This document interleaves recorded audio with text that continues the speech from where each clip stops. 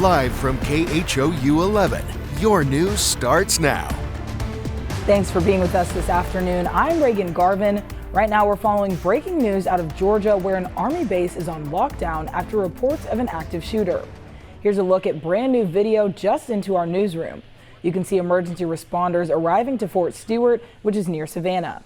Right now, details are still coming in, but according to the Fort Stewart Facebook page, 5 soldiers have been shot. All of them were treated at the scene, then transported to a nearby hospital for additional treatment.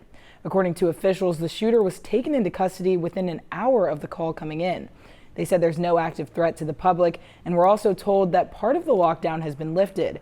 We're watching this situation closely, and we'll bring you any updates as soon as we get them. Now to a developing story where the suspect involved in a deadly crash that happened over the weekend was just released from the hospital and booked in the Harris County Jail.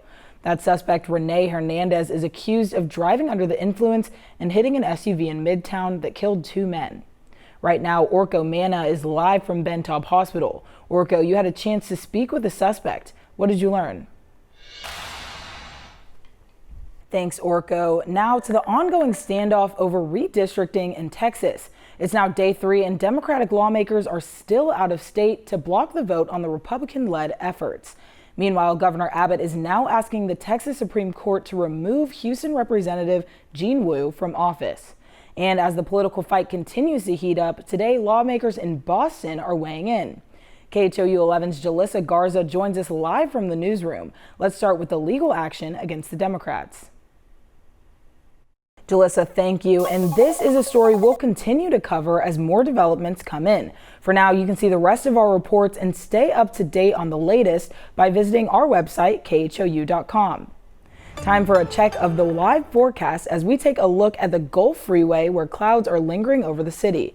Kim Castro, any rain chances this afternoon?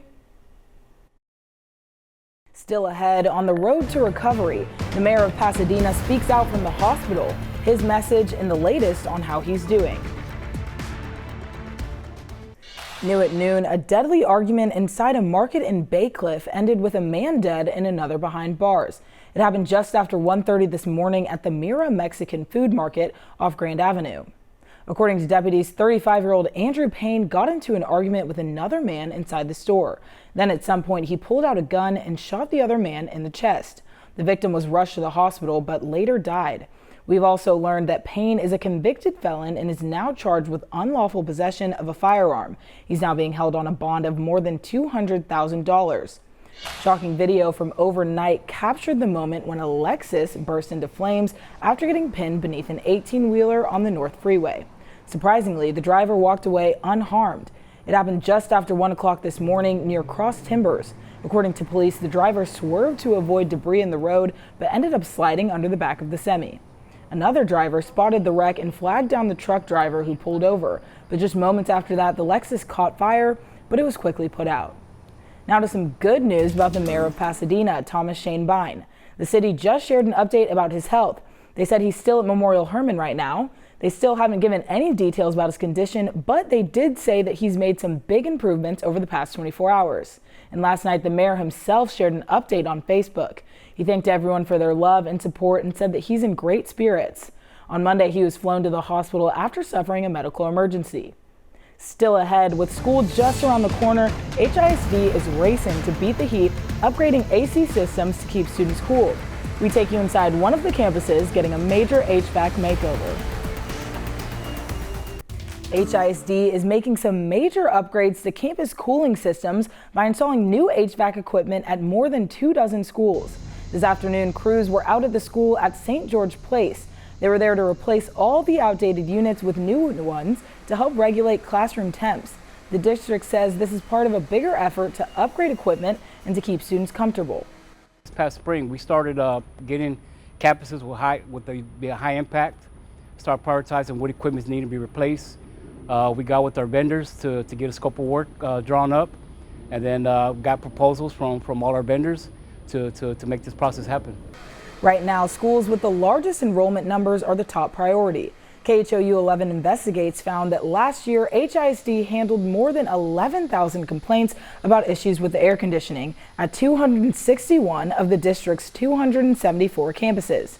And a reminder that we want to hear from you. KHOU 11 is your education station, and we're inviting you to share your concerns for the upcoming school year through our Back to School survey. Whether it's financial stress, curriculum changes, or new state policies, your input will help shape our coverage. Scan the QR code on your screen or text the word SCHOOL to 713-526-1111, and we'll send you a link to the survey. Kim Castro, it's great that these ACs are getting fixed, but what's the rest of the month looking like? Thanks, Kim. Still ahead, it's off to Pennsylvania. Richmond's Lamar Little League just clinched their spot in the Little League World Series. Welcome back. Some big news to share about some talent sluggers from Richmond. They're now headed to the Little League World Series. Lamar Little League beat Louisiana 5-2 last night in Waco.